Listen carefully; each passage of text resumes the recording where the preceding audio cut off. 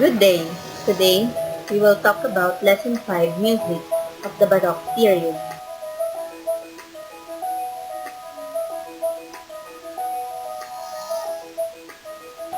Enumerate the important events during the Baroque period. Second, identify the characteristics of Baroque music. And lastly, show appreciation in the importance of the development of music genres during the Baroque period.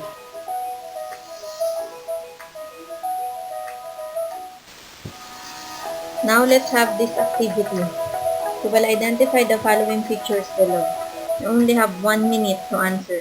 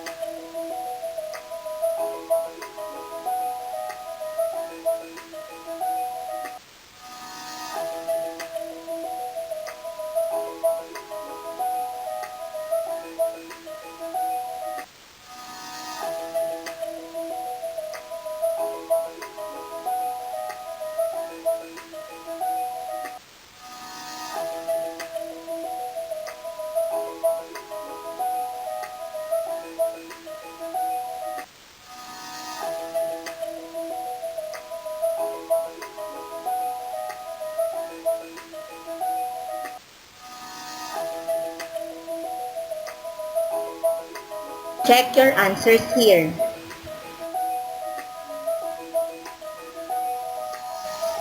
Identify what is being asked on each item below. Write your answer on the space provided before the number.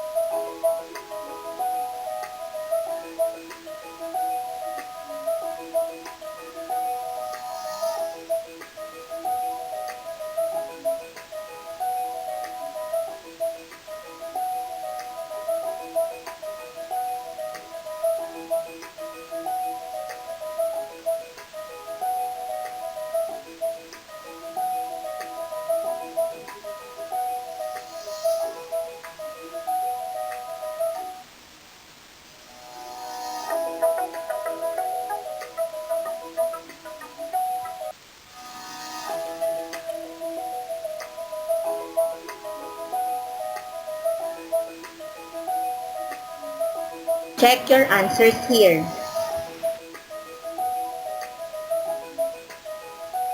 Next, let's see if you remembered our previous lesson. All you have to do is to classify the items in the back according to the historical period which they belong, and write the word in each column.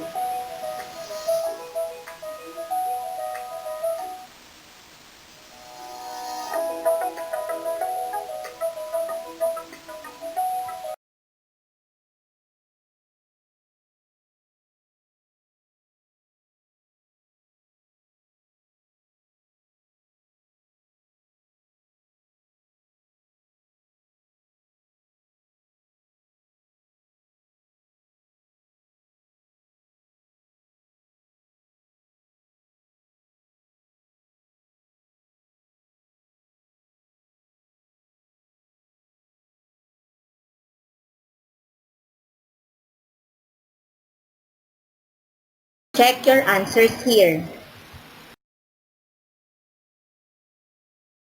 Lesson 5, Music of the Baroque Period.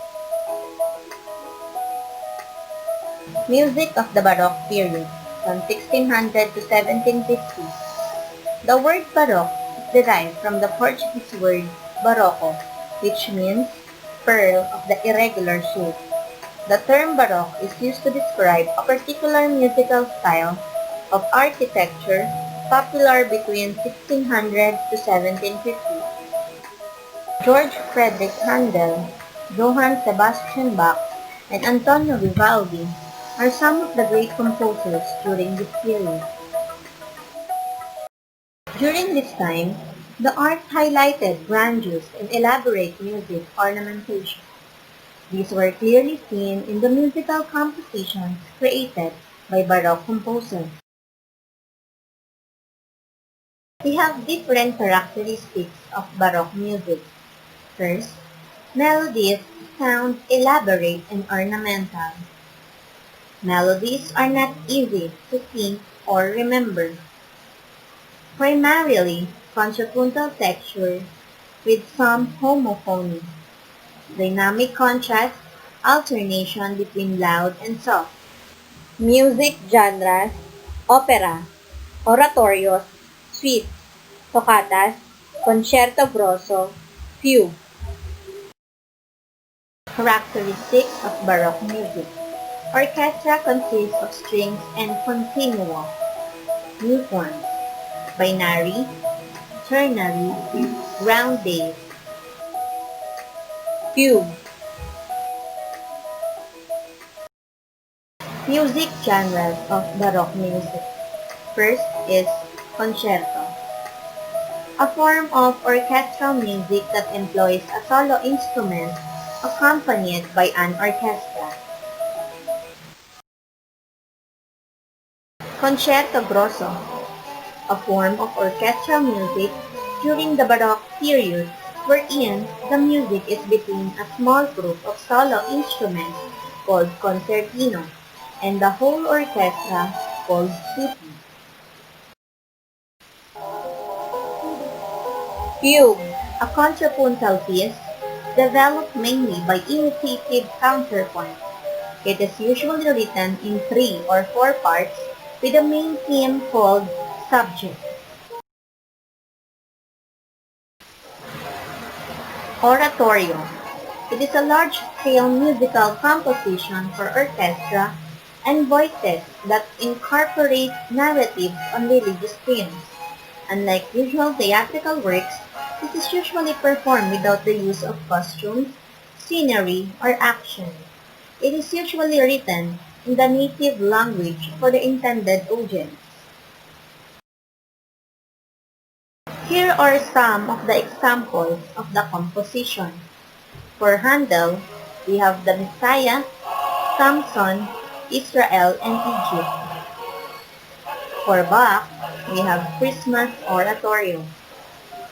And for Haydn, we have the Creation.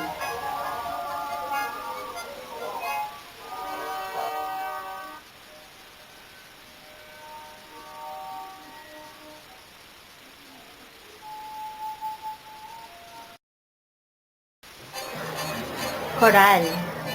It is a musical composition that resembles a harmonized version of hymnal tunes of the Protestant Church during the Baroque era.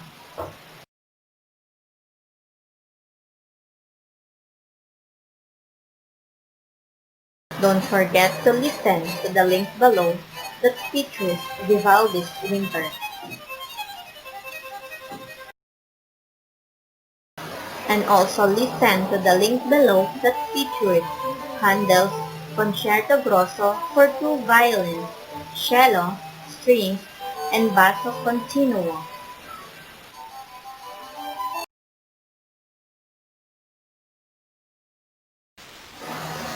To know if you really understand our lesson for today, let's have exercise self-check. We're going to encircle the letter, the correct answer on each item below. Number 1. A form of orchestral music that employs solo instruments accompanied by an orchestra. A. Madrigal. B. Cantata. C. Concerto. I'll give you 5 seconds to answer.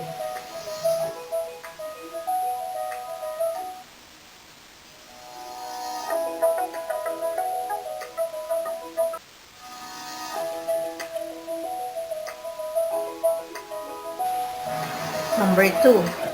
A musical composition that resembles a harmonized version of hymnal tunes of the Protestant Church during Baroque era.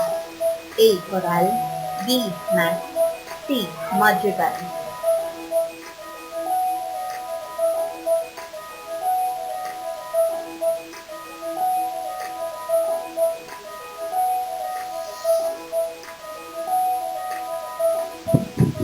Number 3. What is a large-scale musical composition for orchestra and voices that incorporates narratives and relates themes? A. Oratorio, B. The Messiah, C. Four Seasons.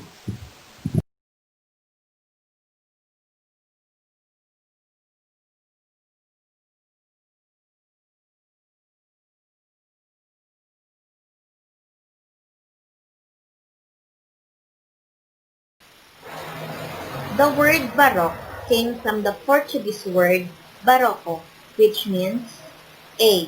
Pearl with irregular shape, B. Stone with a heart shape, C. Pearl with a regular shape.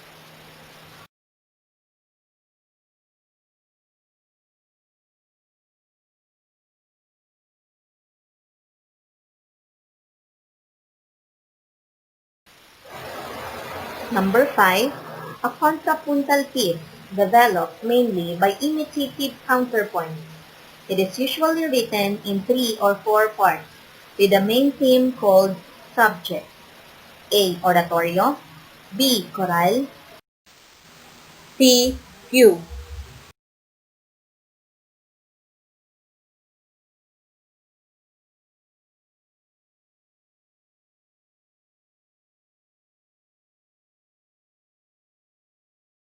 Check your answers today. We will talk about Lesson 5 Music of the Baroque period, and we will describe the musical elements. Music genres, opera, oratorios, suites, toccatas, concertos. And for the additional information, did you know that new instrumental techniques and changes in musical notation were developed? Major and minor tonality was also created in this period. A lot of the musical terms and concepts that evolved in this era are still used today. Based on the music genre discussed, how the performers, setting, and the composition developed. Describe the process, how these new instrumental techniques and changes in musical notation are affecting from how we compose and sing today. Why was this development so important?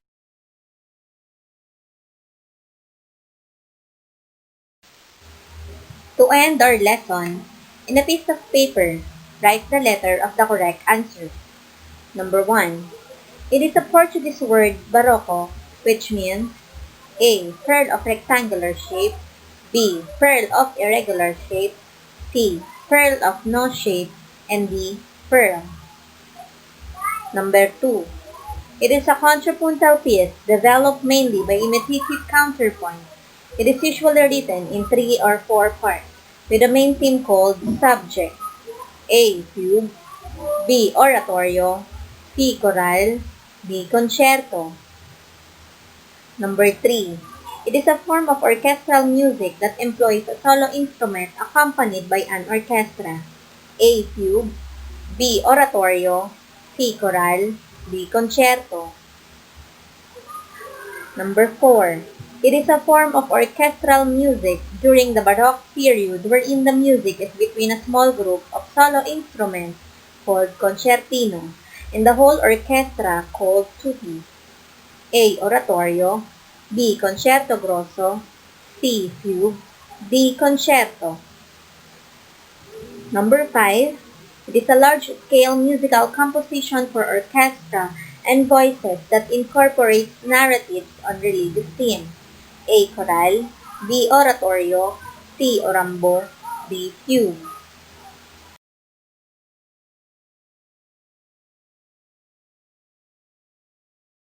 Check your answers here.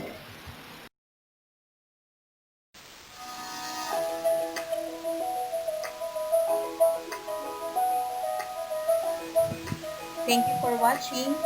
Stay home, stay safe. That in all things, God may be glorified.